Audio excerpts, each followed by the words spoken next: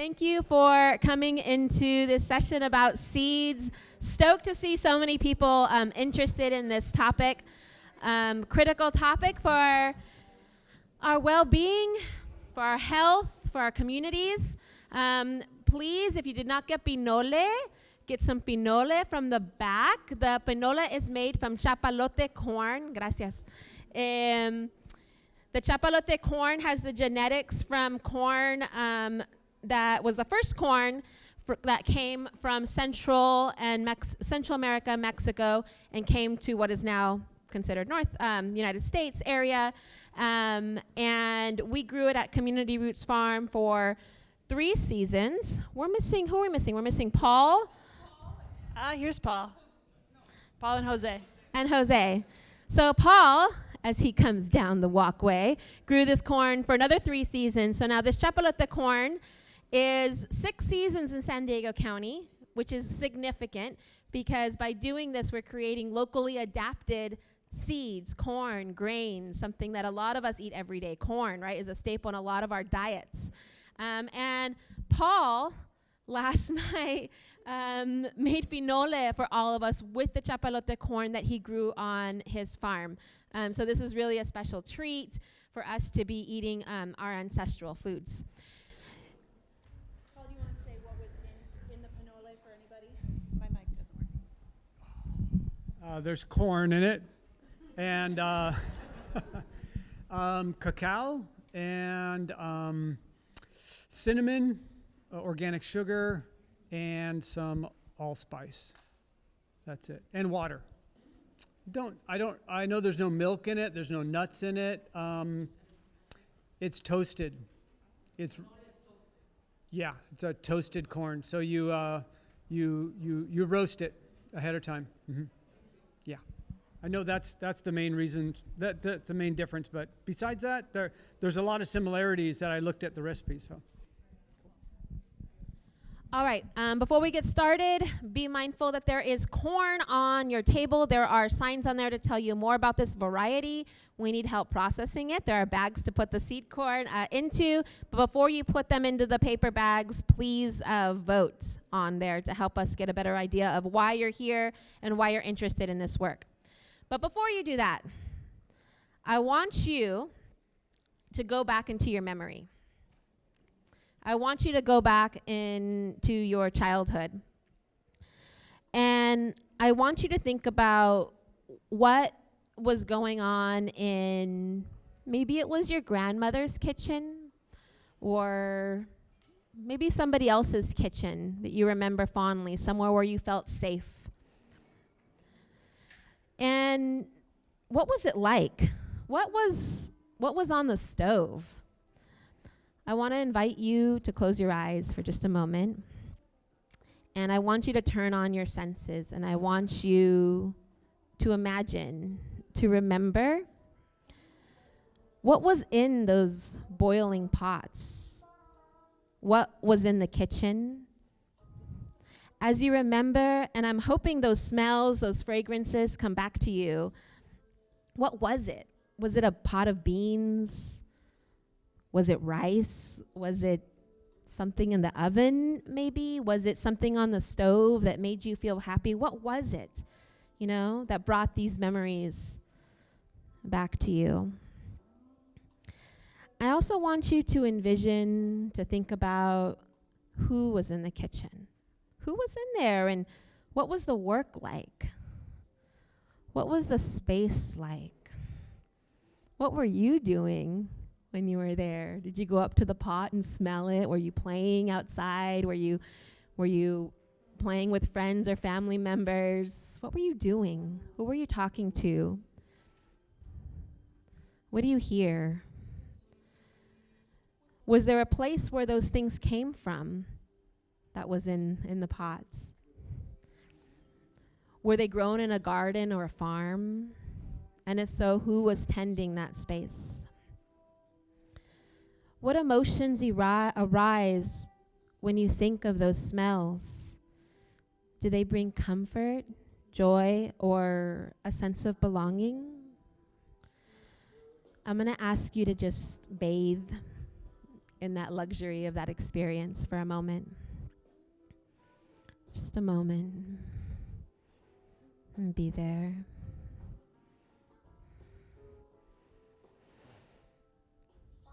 Take a deep breath. And now slowly come back to this space. Those memories, right? They're not just about food. There are stories and there are culture. Let me turn down the mood music a little. This was courtesy of Bonita Adib, if any of you know Bonita Adib from Ujama Seeds. And, you know, these stories are passed down from generations, right? And something that Bonita told us recently, you know, if we are what we eat, then we're also what our ancestors eat, right? The seeds that they saved, the crops that they grew, and the food that they shared with us, right? It's all a part of us. I'd like to ask two people maybe to share what was in the stove, what came to their vision, and considering this is a seed session, hoping for a couple plants. So no roast beef or carne asada or fried chicken. Those are good too. If anybody wants to share. Yeah. Chiles verdes, like hatch chile. My family's from West Texas, Chihuahua. So we eat a lot of, they make a chile verde. And so every time, like to prepare, you have to toast the chile in the comal. So every time you walk into my grandma's, well, R.I.P. mi grandma, but you walk in, you would just smell the chile. It's just like, that's the first thing you hit. You even know like chile is being made right before you even open the doors. The chile just wafting out. So that's what came to me was the chile verdes. Yeah. Yeah, that's an important crop, right, for that region. I think about like being in places and you see the dried chiles everywhere, and I think about all the varieties of the hatch chiles that are out there. There's different colors, like there's the greens and the browns and reds and like. Yeah. Thank you for sharing that. Can we have one more person share? Yeah. The memory that came to me was when I was in Sinaloa and my grandma was still alive. I remember we were growing milpa, which is corn, like squash and leguminosas.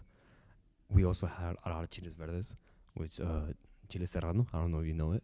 I remember it was it was like such a complicated thing and so many sentences that were going on, because my grandma, she would be cooking those chiles, and you know, like when she cooks them, like you just feel that like, oh, that stinge in your eyes. But she was also making the like her own tortillas and everything. It was a very small place that I had in my mind. It was very peaceful though. It was a lot of work. I always used to help my grandpa and everything, help the milpa grow and everything. It was a wonderful experience. I really did like coming back there in my mind. It was really, really nice. Remembering all the senses and all the smells, eating the frijoles negros and everything, remembering how it was there being with my grandma. It was such a peaceful experience. It really was. You hit on a bunch of crops there, right? The milpa, the corn, the chiles again, chiles serranos, the frijoles, right? These are actually all crops indigenous to the Americas, right? And so saving seeds is it's an act of reciprocity, right? It's something that's much bigger than ourselves. It's a relationship with our ecologies, and it's a connection to our ancestors, and it's a gift that we pass on to the people that we're going to be ancestors to someday. But today, these connections are at risk. Climate change, loss of biodiversity, and corporate control over seeds are threatening not only our future, but the very culture and stories and the heritage that we all just reflected on personally and that we just shared.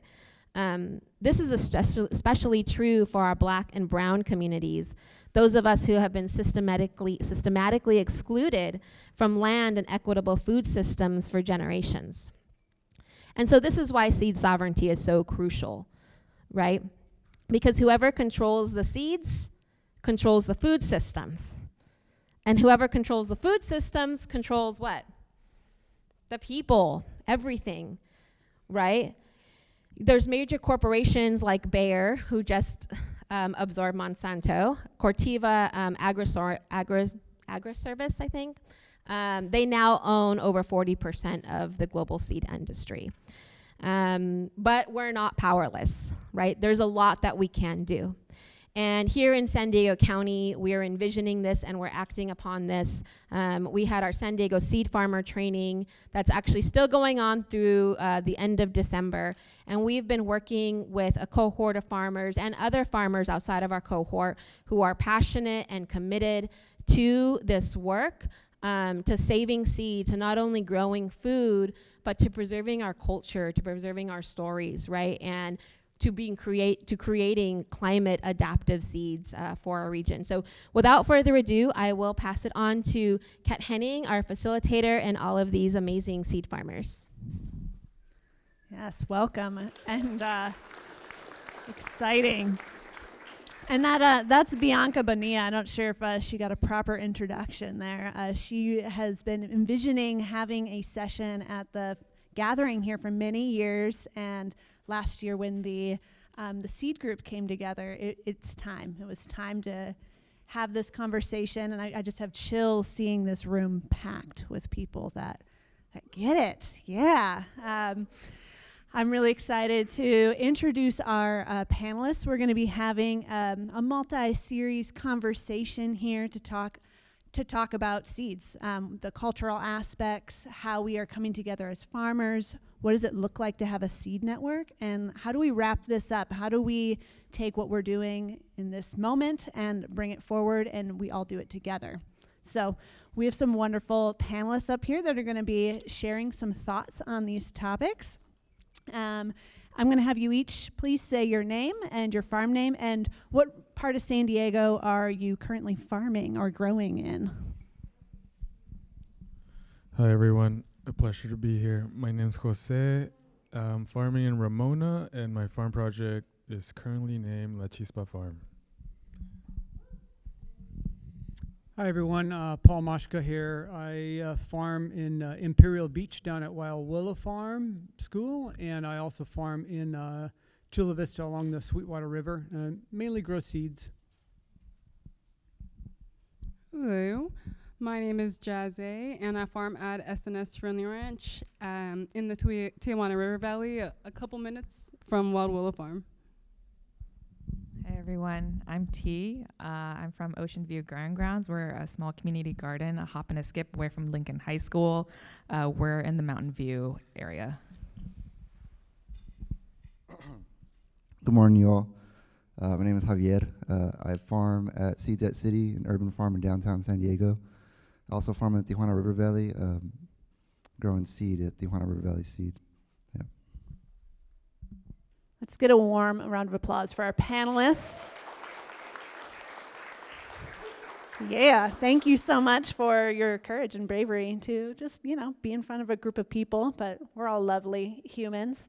And just to remind you before we get in the conversation, again, there's corn on the table, and this is a nice tactile, so if you are somebody who listens better as you're shucking corn, the corn needs to get shucked. So you can please vote in one of your containers for what brings you to our session today, and also just enjoy some good old shucking and with our corn. So we're going to jump into our conversation. This first conversation is going to be on seeds, culture, and community resilience. So we're going to be diving into what's the role of cultural seeds in maintaining our identity and community ties, and what is the importance of stewarding these seeds, especially in the face of climate change. Jazzy, hoping you could start us off. As this goes, I'll be calling on specific panelists to answer questions, and then we'll wrap up the conversation. So if anyone has any other comments they want to speak to on this session, this conversation, we'll add those in at the end of the conversation. So, Jazzy, can you please share a story of a seed that has deep cultural significance for your community? What does it represent, and why is it important to preserve? Okay, so again, my name is Jazzy, and I do farm at SNS Friendly Ranch. And the reason I'm saying that is because we are a family-run organization, and we are Black-owned. And that informed what I'm talking about right now. And so one of the crops that both of the crops that I choose, the seeds that I chose to save for this are culturally significant to me, but the one I'll talk about right now is the cowpea, or better known in my community as the black-eyed pea. And black-eyed peas, they're used now in a lot of different cultures, but black-eyed peas did come over to America originally during the transatlantic slave trade. So my African ancestors made sure to gather specific seeds, one of those being the black-eyed pea, and put that on their body and somewhere in their hair, wherever they could, and took that with them while they were being uprooted. A piece of them, like, that speaks to a lot about what that seed might have meant to them. The fact that they thought to grab that at that time means a lot to me. And even to go as far as to continue to cultivate that seed. My ancestors, when they got here for hundreds of years in their night farms, when they were allowed to grow their own crops for their own produce, if they were. And so there's a lot of stories behind that seed. And today, it's very common in Black families and Southern communities as well to eat the black-eyed peas during the New Year. And my grandma, one of the people that purchased the land that I grow on right now, she was the person that we all went to her house to enjoy the black-eyed peas for the New Year's, and whether you wanted to eat them or if you didn't, she still made you eat them. And I didn't really realize what she was doing at that time, but we were setting the intention to have more prosperity and luck during the year. That's what it's people talk about it as, but in a way it was like a ritual communal practice where we're setting that intention, and we were honoring that resilience and that survival, but also setting that intention for continued prosperity, but to thrive. So I don't want to talk too long here, but that's what a little bit I can speak about by how culturally impactful just one seed can be. Yeah. Thank you for sharing, Jose. This next questions are for Jose and Paul. How do seeds help connect us to our histories, cultures, and ancestors? Can you describe a moment when you felt that connection? A little bit of context. I've started farming and I just dove into it, and it's all production minded, right? And oriented. So now here we're with the seed program and this network of farmers. I've learned a lot about seed. I've gotten and dug deeper, right, of my seeds, right, and the foods my parents, my mom specifically, were eating. And she told me about how, it was 7 of them, a single mom, and she was the oldest and just naturally took care of everyone else, right? But she brought up cabbage, how they would eat cabbage almost every day. It feeds them all throughout the day. Maybe add some bacon here and there when they had the money. And now, like, that connection, I found that connection, right? And when I'm growing cabbage, and also eating it, just tastes so much different.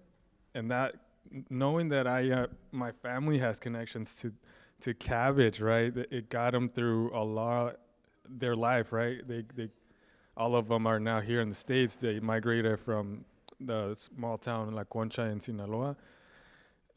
Anyways, that is my most recent, connection to the food that I'm growing, right? And before, yes, I was growing food for a bunch of people, right? Specifically low-income communities. I target Food Shed as my main outlet, right? And they help me facilitate that connection. But now, like, also finding out, more about me and my family through the seeds and this group, this program, it's changed the meaning of what farming is for me, right? It's added another layer of meaning. So I'm still discovering those seeds and those connections, and cabbage is one of them. And it's funny how the taste changes so much, right? I wasn't a big fan of cabbage, but now it's like And every time I'm eating it with my daughter and my family, it's like I'm establishing that connection with her. I'm remembering that those times my mom went through, and I mean, and it's so cute to see like my uncles and my aunts. They all love cabbage. My mom will come over to the farm for veggies, and she'll take a bunch of extra cabbages because she knows my grandma, my tia, my uncles. They just love it. And I didn't understand that before. I grew up eating it as well, but it's like I don't like cabbage, right? And now it's like it's all changed. There's like I love cabbage.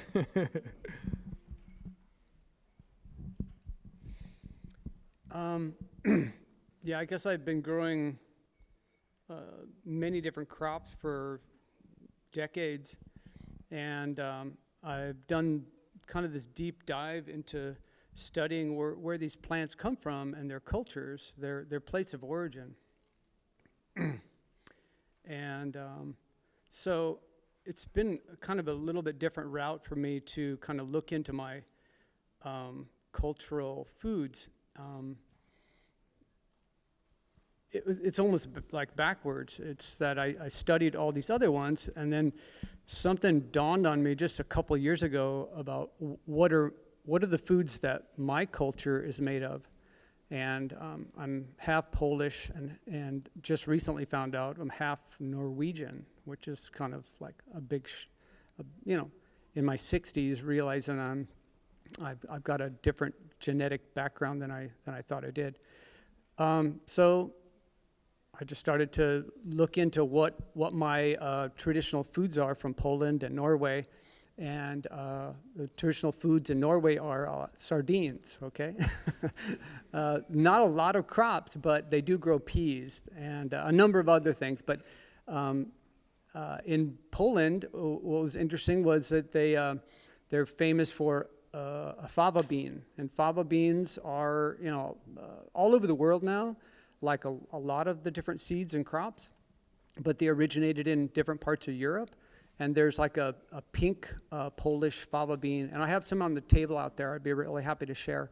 And they grow fantastic. They're really productive here.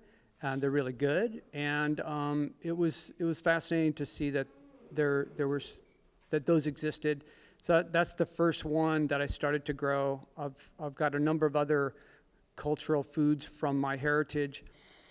But just understanding while I'm studying where these foods came from, it's also where cultures came from.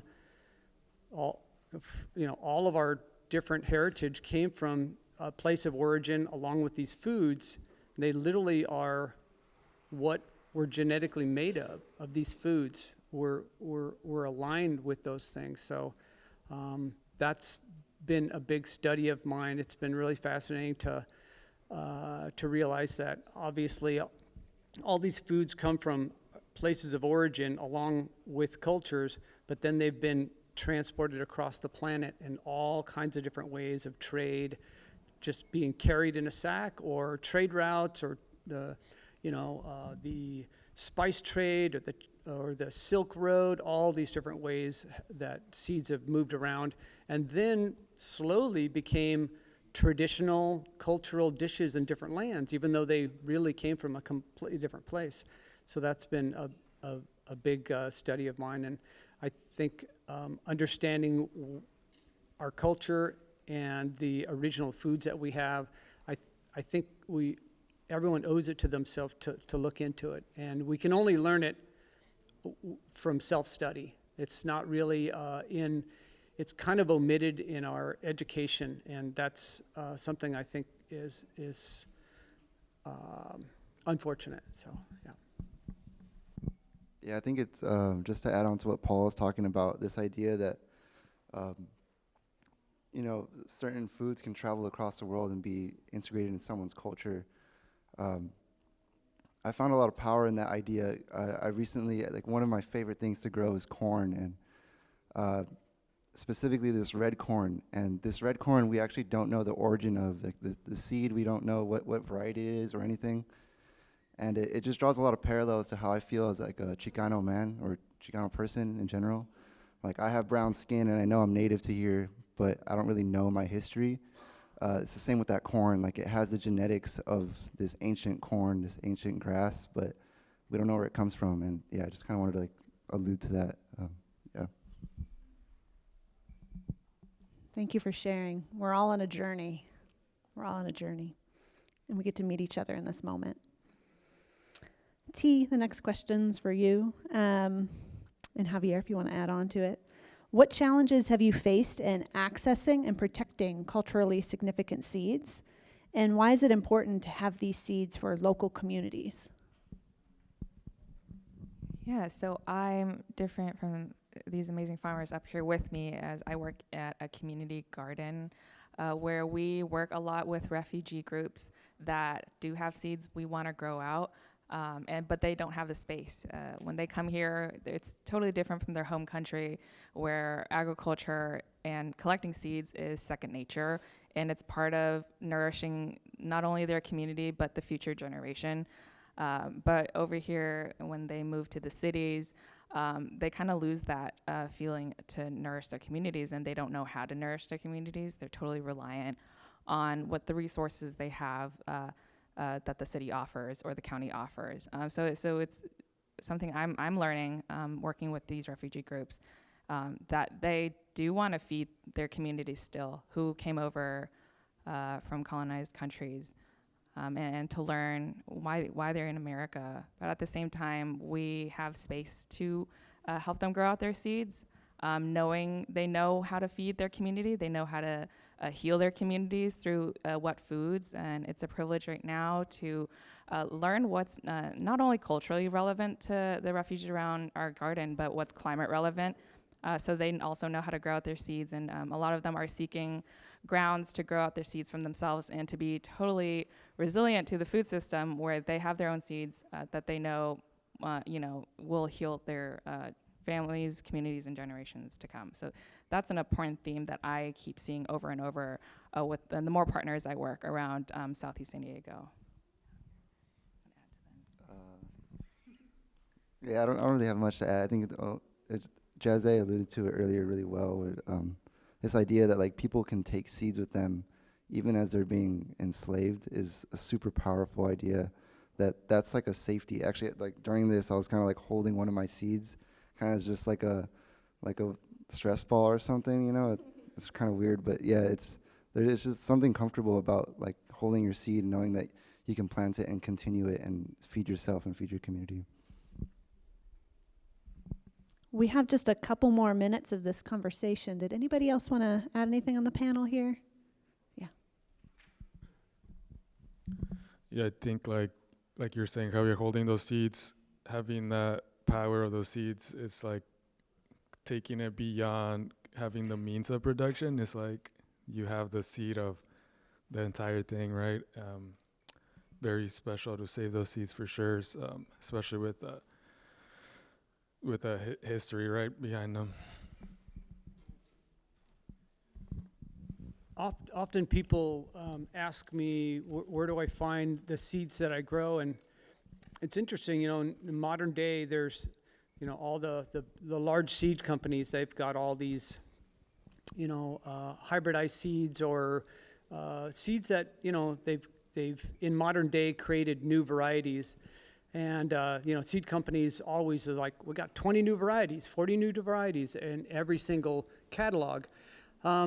And you don't really, that's kind of the modern Western mindset, is like new and different and shiny and throwing technology at things, and the newest is what you need, instead of looking back and seeing something that's literally thousands of years old, that was developed for thousands of years, not just like a couple of years of breeding, and then they put it on the market. But literally the ancient varieties of crops, the heirlooms, land races, and these original varieties of plants, I don't want to say they all exist, but you'll hear that like 90% of all the heirloom plants are extinct. They'll use that word. I don't really know where that's all coming from, because most of these ancient varieties literally still exist. They're just somewhere in a small plot, someone's backyard, someone's front yard, and they're there, and they could still be sought after. You just have to seek them out. Again, if you really think about it, just they're thousands of years old. They've been nurtured and they've been maintained over all these thousands of years, and they were the things that our ancestors innately knew what to do, how to breed these plants by human selection and by, you can call it ancient wisdom, and I'm fine with that, but it was science. They were really advanced humans, and if they weren't, we wouldn't be here today. So those varieties are still out there, and I encourage people to seek them out.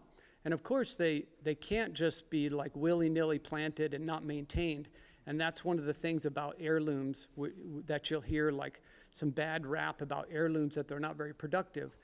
And it's because they're not maintained. And maintenance means that we have to pay attention to how they're growing, and the ones that do best, we save the seeds. The ones that taste best, we save the seeds. We all do that.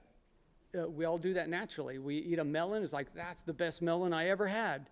And you just automatically save the seeds. And a lot of these practices aren't really that difficult. It's just literally using all the tools and senses that we have on our body. All of our, we already have it.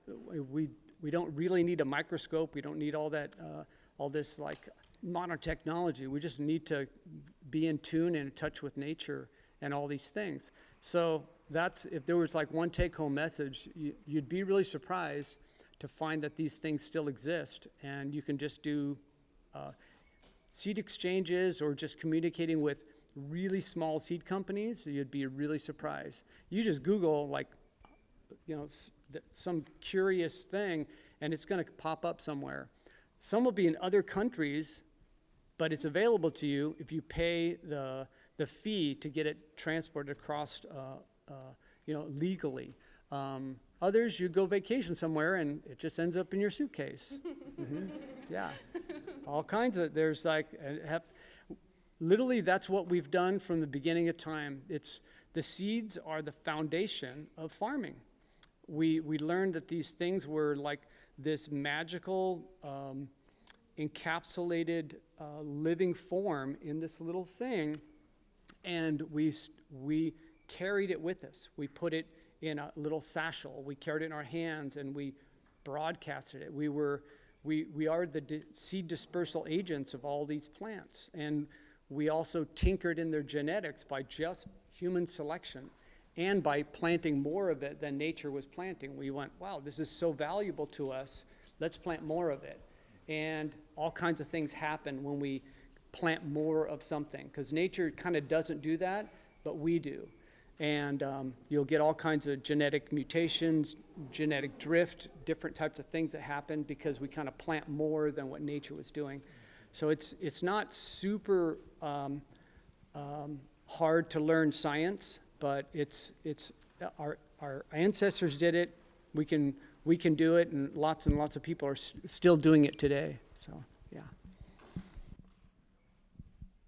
Thanks, Paul. That was the perfect segue into our next conversation that's going to be talking about why a farmer-led seed movement is so important. You know, some of these topics that we're kind of learning it all together as we're going. We don't know all the answers. We've forgotten pieces, or that's been intentionally removed from our experiences. So these farmers are learning it and figuring it out for themselves, sharing resources and information. Really wanting to touch here on, you know, what you were talking about, Paul, too, is like how there's been breeding and hybridization of seeds. But like, why is it important for us as a region here in San Diego to be creating locally adapted seeds, and the efforts that you're doing for that to make that a reality for us? And really, what does this seed sovereignty movement mean for you all? And so we're going to start with Jazé again on this question of what does seed sovereignty mean to you, and how is it different from other food sovereignty efforts? So, seed sovereignty, as Bianca mentioned, when it comes to like the threats to seed, there's really, well, there's several things, but the 3 points that she had hit on was the corporate interests, environmental, and then also it's cultural as well. And when it comes to, I guess I'll say the differences between other food justice movements, seed is literally the foundational start. Like if we hit on the climate part, how do we get more climate adapted plants? Well, you've gotta save those seeds in those climates again and again. If I want more drought tolerant plants, like I did this with my okra, I put less water on it than I would have if I was trying to baby it for like a produce crop, and then that seed over time, which is what I learned from this class, will adapt more and more to less and less water. So when it comes to like protecting environmental, the seeds are, I mean, I'm not gonna say it's the most important part because everything's tangential, but it's really, really foundational. The cultural part as well. If we want these cultural plants, we have to have the cultural seeds. It's really, really, it's really, really different than other parts of the food justice movement because it's literally the point where it starts. We can't access those culturally significant plants, the climate adjustment plants, or protect our corporate interests if we cannot even get to the seeds. Just like many of you, if you guys grow food, you noticed during COVID that seeds were sparse for those that weren't saving them. And I wasn't, but I knew people that were. And so no matter what was happening with the corporations at that time, I knew someone that had, oh my God, like 50 different varieties of seed at that time where people couldn't find any seed anywhere or had a really, really hard time. So seed is really, really important. And it's different in that way because it's foundational. That sums up everything I have to say on that. Was there? Okay. Yeah, that was amazing. I think on the other side where during COVID, again, I know farmers were struggling to get seeds because it was sold out because everyone was staying at home and they were trying to start gardens, including me. I went to Johnny's Seeds right away to buy a lot of seeds, but I had no idea of the impact that it had on farmers where their livelihood depended on it. So seed sovereignty to me is where farmers are no longer dependent on those huge companies that control most of the seeds. Most of the seeds that are selling on these huge websites aren't even grown out or tested in the regions we're buying for or growing for. So that to me is what seed sovereignty means to me, where farmers are no longer tied. And to me, it's totally against the laws of nature where corporations own a seed variety or they patent that seed variety, making it illegal for farmers to even grow out the seed and collect the seed for either capital interest, personal interest, or just to save it for future harvests. But it's totally second nature, kind of what Paul mentioned. It's what we've been doing for thousands of years, but now corporations now own a variety, which is, our country isn't so strong, but I've been seeing other countries increase their the limitations on what farmers can do, and it's to the point where it's illegal to grow out the seed and to collect the seeds, which to me it's quite devastating when it's what the plants are meant to do. So yeah. This is for you, Paul. Why is it important that seed saving and seed network building, why is it important that they be farmer-led efforts? What shifts when farmers are in control of the seed? Yeah, that's a really good question. And the big seed companies, which, a big seed company doesn't just sell seed, they are a chemical company, right? So they're a chemical company first, then they realize, oh, we need to own the seeds too. So one of the story they've given us a long time ago, and they still give the same story, is you all are the growers and you specialize in that. You stick to that part of the industry, and we'll do this hard work of breeding seeds and making ones that are more yield, that will give you more yield and more disease tolerant. And, they sell us this whole line of stuff that they're going to do for us, for growers, for farmers, or for anyone. And and for us not to worry about the breeding part and the seed saving part and the growing out for seed and all of that stuff that they pretend that it's really difficult. And it's not that difficult. It really isn't. It's just some more steps. There definitely some more learning, but the best things, the best place to learn it is from the plants. You can learn it from books or videos or other people, but the plants don't lie. You do things right, they show you. You do things wrong, they show you. The seeds, the plants, everything.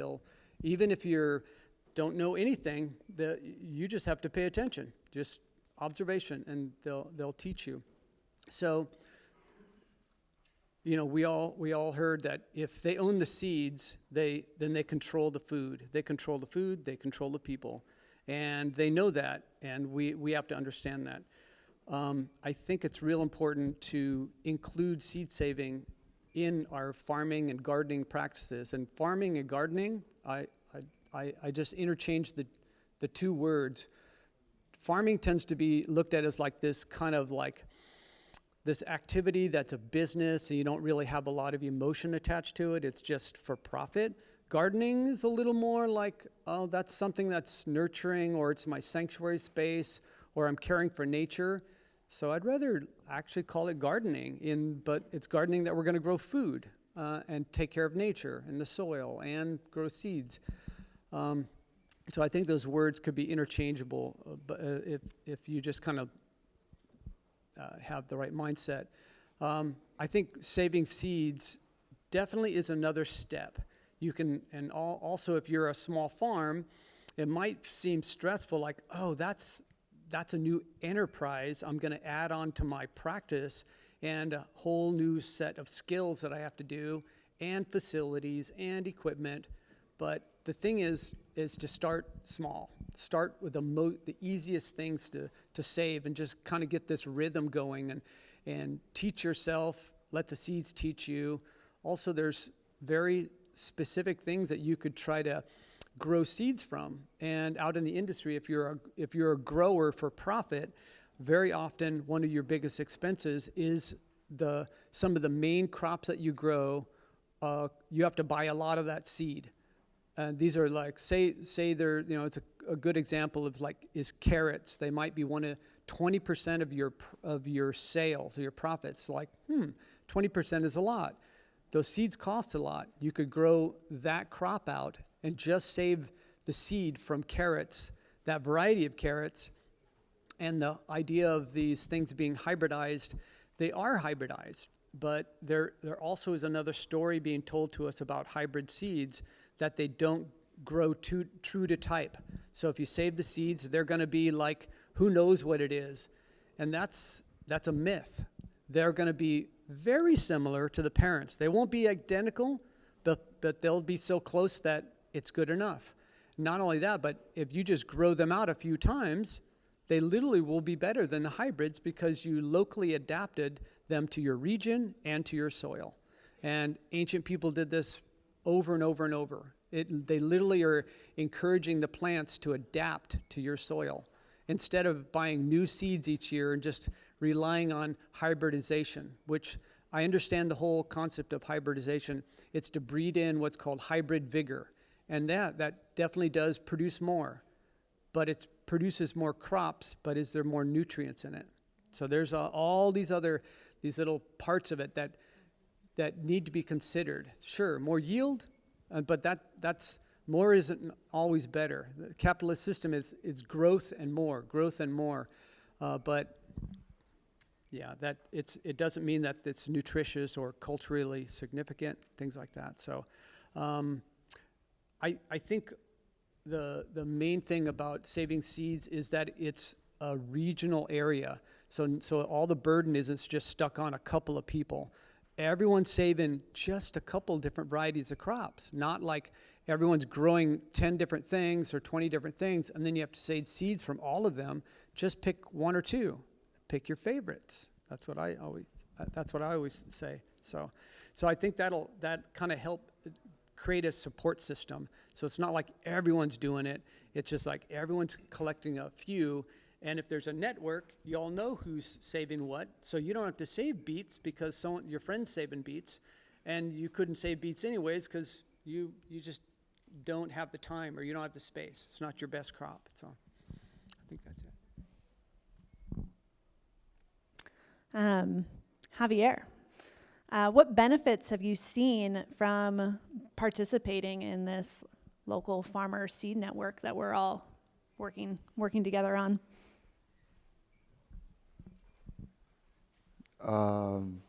Yeah, so if for context, we're all part of a San Diego seed saving cohort.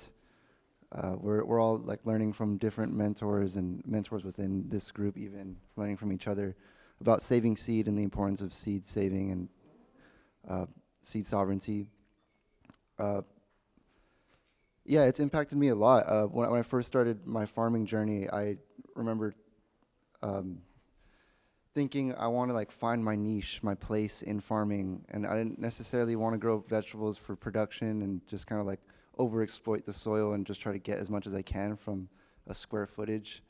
I wanted something more intimate, and this is all stuff that I didn't really understand at the time, but as I began to go more into this farming journey, I was always searching for that, and when I found seed saving, it really just like tickled something in my brain that was like, yeah, I want to do this. This is natural. This feels right, and it's been so monumental to the point that I've actually started farming for seed down at the Tijuana River Valley, exclusively for seed, and I think it's super important and something that I'm very passionate about. Yeah.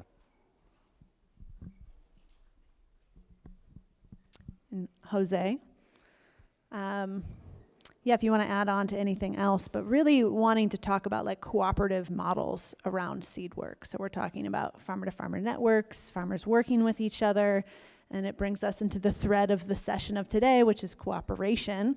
And so, yeah, what lessons can we take from other cooperative efforts in farming and apply them here too? Dang, cooperatives are hard. I think for sure, at least in this cohort, just you two kind of creating the space for us to come together. I think I just want to point out that it's felt super safe, right? With community agreements before we even chat, almost every meeting, reminding ourselves of that. I think that's huge that I haven't seen in at least the co-ops I've been part of, or communities creating that safe space. And if it's farmer led, we know what safety looks like or feels like for a farmer, right? It could be, have too much crop or I don't have enough to sell, and and understanding that those dynamics for us to even have a seed bank for each other, right? Because there's gonna be mistakes, and me myself, right? This first time saving seed, I made a ton of mistakes. First of all, just kind of, I'm definitely profit oriented, and I need to be to make a living and be alive and survive. So growing all heirloom is not realistic for me as well. So I do need to tap into some of those hybrids. They're really good. But it's been years of breeding, right? Anyways, cooperatives, I don't see farming, and I think that's why at the beginning I was like La Chispa for now, because I don't see myself in the farm world by myself. I definitely want to collaborate with others, whether it's through seed, vegetables, even outside of the farming, right? I think it's super important for us to hold that space for each other. And a word that comes up for me is sostenido in Spanish, like holding each other, right? And that could be through seeds. Just farming in general, right? Helping each other, just knowing that someone's there, reaching out, texting each other, hey, how do I save this squash? And I have the pamphlet on my other hand and my phone on the other, but I still want to connect with the person that, that's been doing it for years. I think what can we learn, right? We definitely need to find funding for these efforts. Those collaborative and cooperative efforts, it's hard to, just off the bat start making a profit and expect everyone to survive off of that project. And I think just kind of to add on to the capitalism, that we live in, right? I think we're kind of beyond capitalism. It's like more of a monopoly, right? Where there's growth. There's I think you said growth, and anyways, there's oriented for growth, right? That's like the main system. And then what makes it a monopoly is that it's so embedded in us that we are unknowingly reinforcing it on each other, like through surveillance that we don't even notice, right? This person's not slacking off at work. Like that mentality, that's the capitalism that's keeping us at capitalism. So farmer-led cooperative, we have some leverage there, to shift that mentality and create that space, at least for the ones that want to be a part of, the collective. I think that's all I got to say. Co-ops are hard, but that's the way. We got to put in the work, a lot of self-work. Yeah, and then after this, we're going to be just talking a little bit more about the logistics of building seed networks, so. Yeah, I think that idea of like holding each other up is super important. And I just kind of I felt obligated to kind of say that we want everyone in this room to be like in that, like if you want to be a part of it, we want to like knowledge share. We want to be that resource for people to learn about growing seed and to be able to hold themselves up, hold each other up. It makes it easier to do the work, I have this conversation with my coworker all the time where, one person can only do so much, but when there's two people working together, you can get triple the work done, It just doesn't really add up, but you feel it when you're doing it. So yeah, please be a part of it. Reach out somehow, Yeah. Do either of you want to talk about anything with the importance of the farmer-to-farmer kind of networking aspect? I just wanted to talk about, especially like the seed class, all that it has brought to me. I am a beginner farmer, and being in connection with seasoned farmers, specifically that with seed crop, has been extremely valuable for me in a million ways. And this program is really, really important, and it's gonna, things like this are gonna be like the keystones to continuing the seed saving local seeds here, educating more farmers on things like this, and also eaters and gardeners, and demystifying it, because I definitely think they're, like you had mentioned, I was like, ooh, I'm excited about this class, but seed saving, like this is gonna be something, and then I'm like, oh, this is like, okay, it's pretty intuitive. There's distance. There's like, it's not as hard as it seems, but there are things that you have to learn, and then every crop is different, and every seed is different. So to have it be farmer-led is really important, because as you had mentioned, we know the things that we need, and we know what other people have. Like there are people that have processing equipment, and I think we're probably gonna be talking about this soon. So I won't go too deep into this section with logistics, but there's a lot of things that we can do to play off each other. So I just really want us to, continue these education efforts, and to the community as well, to the gardeners. I was thinking about that on the way here, how we can make that more, like basically involve you guys into what we're doing in a type of way. So yeah, I'll say that. Oh, did you want to add to this? Yeah, something that's coming up, co-ops, they, how do I explain this? But yeah, definitely a lot of self-work that needs to be done, right? And to me, it's like saving seed, right? There's a lot of work in saving that seed. So taking care of yourself, I think is the most important. Just say throughout education, I think that's definitely up there. You know, learning how to be in collectives, right? We don't know. We're born into this society where we're all individual next to each other in our own separate homes, and it's a lot of relearning. And yeah, that was coming up for me. I just wanted to share. Thank you, panelists. Yeah, as we move into this next conversation, we're kind of talking about like, what is this shared understanding of what does success look like when we're talking about having a regionally adapted seed network in San Diego? And I love what you said too about like breaking down these old ways of thinking and becoming really intentional about creating these safe spaces so that those quieter voices can also participate and really be heard, and we can all figure out what our strengths are and really begin to work together.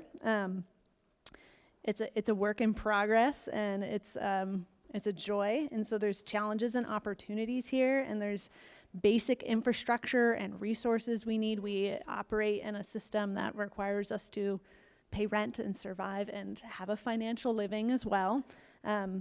So with all those pieces in there, I mean, I think, Jose, you were really touching on this and wanting to have you elaborate it's like, what is the importance of giving up food production space for seed grow outs? And Paul, you were also talking about that too, of just like, you know, we're in this like moving out of like get big or get out and fence row to fence row, and we just got to get food production. And so why is it important to like really carve out the physical space? And, you know, and as well too, as like our own mental and capacity too to grow out for seed. Yeah, that was one of the mistakes I did this cohort. I didn't separate my seed saving from production. I thought I could combine it, but that definitely doesn't. I mean, I think that's part of the unlearning that I've been mentioning is myself. I gotta, like Kat said, create the space, slow down. You know, this field is gonna. It's not as a bit the turnaround on this field is not going to be as quick as this production field, right? And just being okay with that. There's going to be weeds, you know, and letting them do their thing too.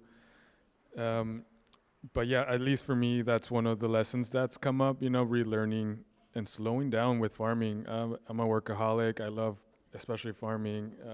I can be there all day, but that's also what's killing me, right? So yeah, seed saving is like saving my life. Can you repeat the question? Yeah, it's like, why is it important to like give up food production space specifically for growing seeds? Yeah, why is it important to give up food production space to grow seed? Well, I think it should be kind of looked at. This is how I look at it. It's like, if your market is for your fresh vegetables or your fruit or whatever you're growing, if that's the market you have and that exists, you need to prioritize that for sure, so you can basically feed the family, pay the bills. But I think the seed production part, do it with some intention and planning, and not like, well, I'm going to leave a crop there to go to seed after I've harvested it, because that if you haven't done it before, depending on what it is, now it's going to sit there. That space that you could grow something else has to sit there for a month or two longer. Now you've literally missed a whole season where you could have planted something there. So I think really kind of stepping back and planning out how you're going to grow seed out would be better. And then carve out specific dedicated spaces, smaller, and also to build up your practice of how to grow seeds out, because they do need to sit there longer. And that's one of the things that you'll just either learn along the way, or if you talk to somebody, they might give you that suggestion. If you ask for advice, they'd say, well, I think I'd try to do this. So I think if you don't have a market for those seeds, but it's going to be the seeds that you're going to use for a few more seasons, that can really pay off. There are different varieties of things that you can grow out, and you can save those seeds for 5 years if you learn how to keep them properly. So for 5 years, you don't have to buy that crop anymore. That's a big savings. So it can all pencil out if you kind of really look at it properly. Yeah. Yeah, number one, we need land to grow seeds on. And that can actually be really done in like all of your backyards if you have access. You know, there's a lot of isolation happening in your individual yards that keeps that seed true to its kind of seed so it doesn't hybridize. And so in these farmers, they have bigger spaces and more things happening, but that space also allows for other things to happen like infrastructure. And so when we, Jazzy mentioned this, you know, once the seed is harvested, now what? It's coming with all the plant material, and how do we process that and then get it into a form that it can then be redistributed in? And so you've probably seen some of the photo. Oh, look, there he is. He's winnowing the corn seed, getting some of that chaff out. We also visited San Diego Seed Company in this. Oh, and there we got some screens. But that processing of the seeds, you know, we have Brigitte with San Diego Seed Company who has some of this equipment. Mike Rieske with Del Rio Beans has got some equipment as well that we can share. But that's part of it, is this equipment's expensive, and it's not necessarily centrally located. San Diego's a huge region, so it's an important element is to have this processing equipment. And just as farmers, wanting to ask you all specifically is like, what role does that infrastructure play in supporting you as farmers and seed growers so that you can contribute to this effort? And so, Javier, I'm looking at you. I think it's super important. It definitely incentivizes you to do it. This first year I grew out parsley for seed. Actually, I like inherited this plot of land from one of my mentors because there's flooding in the Tijuana River Valley and it brings E. coli into the soil, so he didn't want to farm it. So I got this plot with a bunch of plants that were going to seed. And I was thinking, okay, well, maybe I can harvest this seed. And it's so much work. Parsley seed, celery seed, all of these APA seeds have tiny seeds, and there's a bunch of it on the plants. And just thinking of like how to do it, when you look at like a 50-foot row of it, it's just like I don't even want to get started. Like, no, thank you. But if someone has, you know, something where you can just go and like pull in your truck and like get it done in 2 hours, that makes it way easier to do, way more, and you get paid maybe, you know, like heck yeah, sign me up. Yeah, and we definitely have the opportunity to, you know, we need funding, but I work at Seeds at City, and we're right in the heart of downtown, and if we have this equipment, we would be able to open it up to the public, and everyone, you know, who's growing parsley in their backyard can pull up with their 20 plants and process it real quick, and then get a little paycheck and go home happy, you know, feeling like they contributed to something. So yeah, it also help us, you know, minimize labor costs. You know, our time's a very valuable resource, and yeah, save you a headache for sure. Yeah, super important, absolutely. Any of you guys want to speak to this? Yeah, there's a lot of technology out there that now has been scaled down to fit small farms. You'll see that there's a lot of seed saving equipment, seed cleaning machines, either DIY or ones you can purchase. So they're seeing that there's a big market in small farm seed production. So it exists, or you can make it yourself. Many companies, even medium-sized companies, they've just stuck with the old-fashioned screens and fans and tubs and hands and gloves, just done everything literally by hand with the most low-tech stuff for decades. So even medium-sized seed companies, and they just realized, well, they got efficient at it. The equipment was cheap and easy to make, or it's just screens you're just buying, and you know, just super simple things. So I think I guess the message I'm trying to send out is I definitely would start by saving small quantities of seed and then researching the super low tech versions of cleaning. And you know, people, again, before we were around, people did this in prehistory without technology, right? Except for screens and wind and baskets and and all the different ways that they saved seeds and created granaries to save the seeds in a safe way so rodents and bugs didn't get into it. They figured it all out. So so it can be done either kind of larger scale, or it could be done still really low tech. So don't look at that as a barrier, but having some equipment that's a little medium size or larger for our locality, and we all had access to it, like a tool library, that would be unbelievable. So yeah, so we need all of it. So yeah. And Bianca, I kind of want you to back up one slide there, because the fridge and the cooler space there, that's at a Community Roots farm right now, and I know you're actively looking for a hub for this kind of work to happen, so that there is shared equipment available, and that once that seed is processed, it's going to be safe and stored in a way that rodents aren't going to get to it, moisture and mold. So making sure that that seed can then move and keep moving through the system and then get distributed. We have lots of fun seed libraries happening throughout San Diego. We do have San Diego Seed Company who is purchasing some of these farms' local seed. But some of those gaps that we're seeing is like, how do we communicate with each other and coordinate some of these grow outs, like the beets? You know, who's got the best beet growing ground and can grow out the beet seeds? We are very, very, very early in this conversation of what it takes to build a seed network. And so we're here to help seed this conversation along, and all of you, and get your thoughts moving. And we're going to be wrapping it up here with our panelists to help kind of call into action some things that maybe you can do within your power to help keep this movement moving along, especially in its infancy stage. So let's see what questions we have. Jazé, Paul, what is one, we're going to keep it quick because we're running out of time here, but Jazé, Paul, what is one key action that our community can take to support seed sovereignty for our region? I'll start with Paul.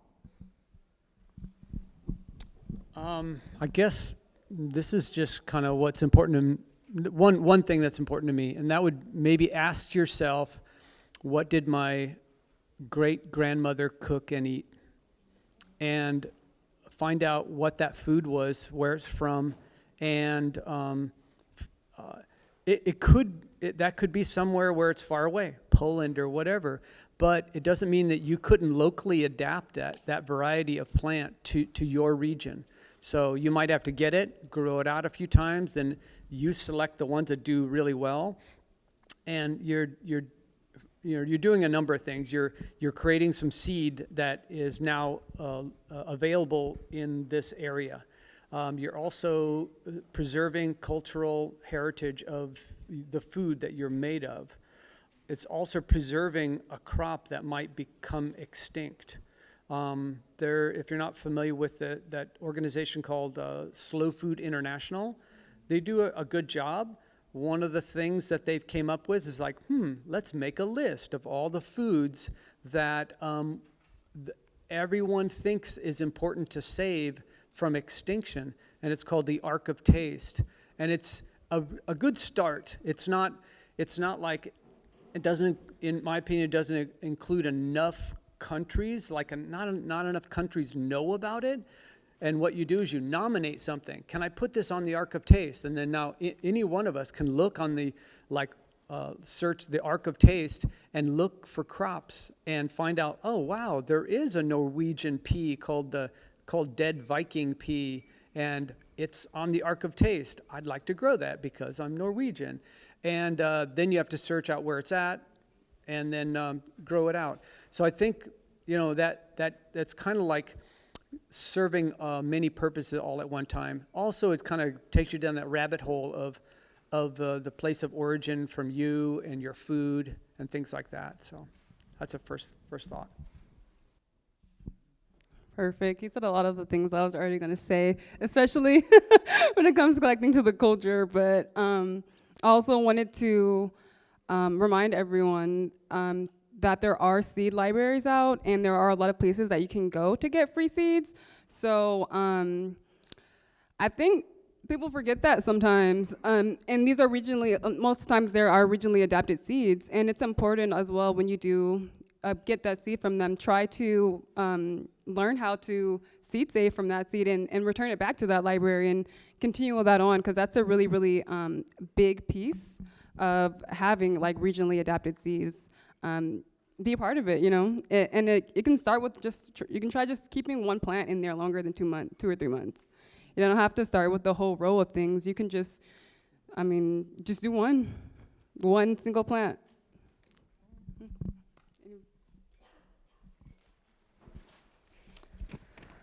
All right. Javier, what do you see as the most urgent need in building our local seed network right now? I would say like knowledge. A lot of people don't know how easy it is to grow seed. You know, it's a little bit more complicated than this, but oftentimes it really is just like, oh, I forgot that I planted that thing, and there's seed on there now, and just going collecting it and marking down where it came from and when you harvested it. But yeah, there's certain things that are more complicated when it comes to isolation distances and cross-pollination, but that knowledge, I think, is the most important thing. So yeah, educate yourselves. Yeah, reach out to us, get in contact, see how we can learn from each other. Yeah, making a note, we have a beautiful seed table that was put on by our participants and our hosts today. So there's some great books over there, so take pictures of those and grab some books. And hopefully, if we can get some funding, we can do this cohort session again and keep expanding on this work. So if you have connections to Dallas, please connect with Bianca after the session.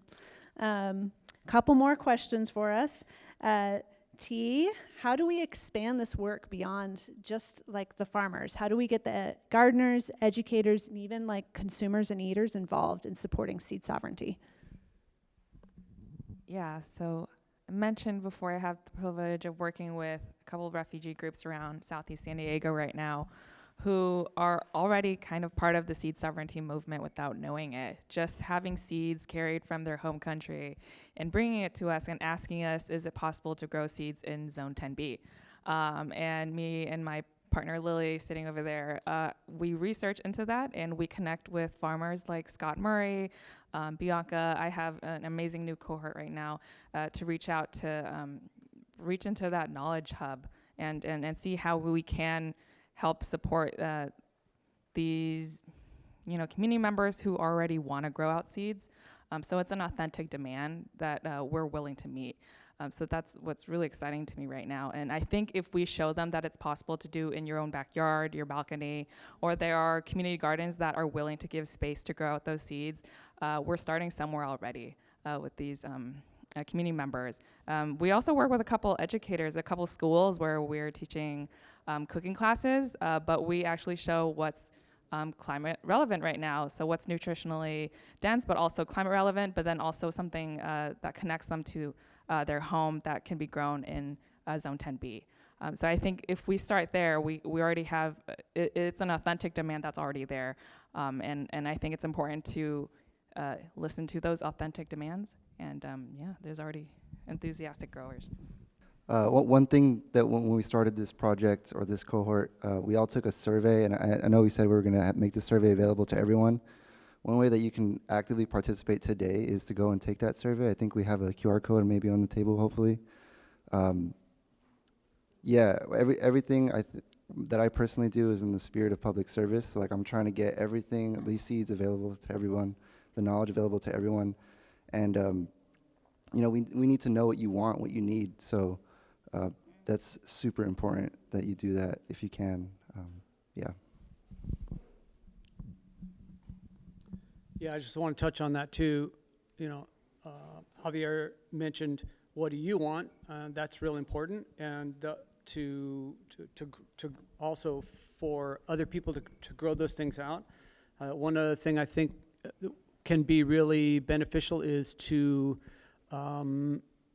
tell chefs and restaurant owners and cooks, especially influencers, that these specialized culturally significant foods that are locally grown actually exist, and they, they're all about farm to table. And if we add on all these other things, they're most likely going to want it for the right reason. But even if they just want it because they think that will sell food, well, that's really just going to help leverage that these seeds will be sought after and needed, along with the people that are growing them can get a fair wage. So I think making them known, and they already are an exciting, amazing thing, but putting it in that realm, I think, can really help the situation too.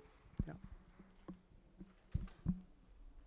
And last question before we wrap it up with Bianca then, and maybe have a minute or two for some Q&A, is Jose. Jose, what gives you hope in this work? What keeps you motivated to keep fighting for seed sovereignty? What gives me hope, I think, is, yes, like this cohort, just bringing farmers together, and meeting farmers that want to, take on this work. That gives me a lot of hope. And then just people, getting educated, just like everyone said, learning about your roots, your seeds, and just planting some seeds to save too. That's definitely inspirational to see just more people involved, or just helping other farmers, right? Volunteering where it's possible, of course. Definitely coming together. I think that's the biggest part for me, and collaborating. That gives me hope. There's some hope here.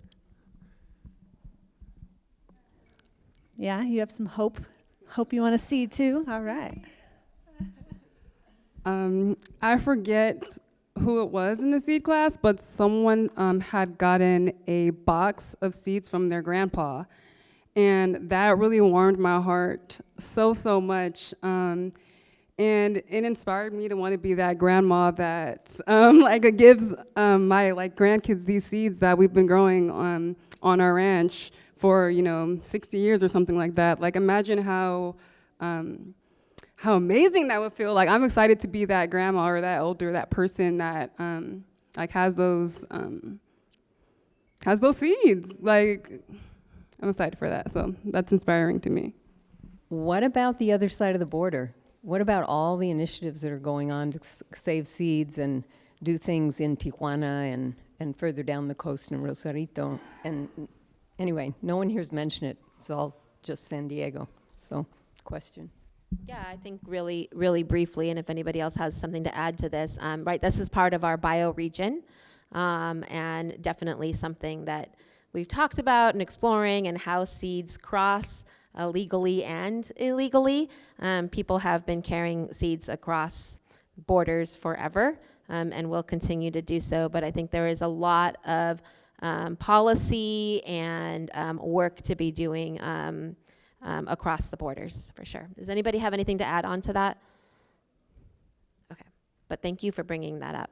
Jose, I was wondering, because I think you mentioned that you're exclusively focusing on seed farming at this point.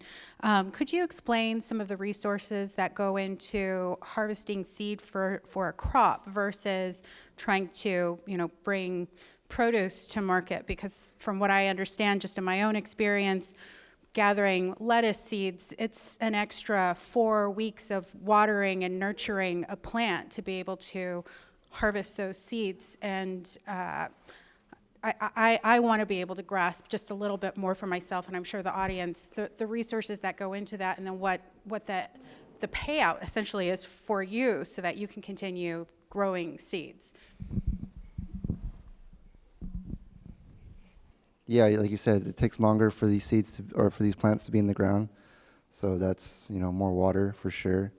Depending on the crop, you can actually turn off the water, so it's not necessarily the case. But there are different needs, if you're harvesting lettuce, this same plot that I was growing at, we used to run a CSA program. We would, supply 30 weekly subscriptions of a CSA box to customers. Yeah, and the needs for that were, you need a fridge, you harvest everything, you throw it in the fridge. You need supplies to wash, like a wash station and all that. For growing seeds, a little different. You need, like Paul said, you need screens, and mainly, I think the main thing is like drying space. Just today, this morning, I was planning to get here and set up for all of this, and like I wasn't able to get here on time because there's a 50% chance it's gonna rain tonight. And I went and like harvested all of my corn, all of my beans, and like threw it in like a little spot where I know it's not gonna get rained on, so the seed will be viable. Yeah, and like just I don't have that space, so right now it's like literally in my car, just like 2 totes of, yeah, it's ridiculous. But yeah, it's space, you know, like having space to dry these seed out. A clean space to process the seed is really important. Yeah, that's like more hands. You know, it takes a lot of work. It's taxing on your body to harvest 50 heads of cabbage, but it's taxing on the brain to, you know, go through like 50 celery plants. Yeah, it's just a little bit different. Yeah. Oh, okay. I will add to that. Also, it can affect your next. Things are not as predictable, like usually with the time frames of the seasons I'm seeing. So that's another thing that can be like a big difference, the time and the planning. I'll just leave it there. All right, we're out of time. We're a couple minutes over. There's so much more to say and share. Please approach any of us with any of your questions going forward. Visit our seed tables. Thank you for helping to shuck the corn, for thinking about these stories together. And please have some more pinole on your way out. Thank you so much.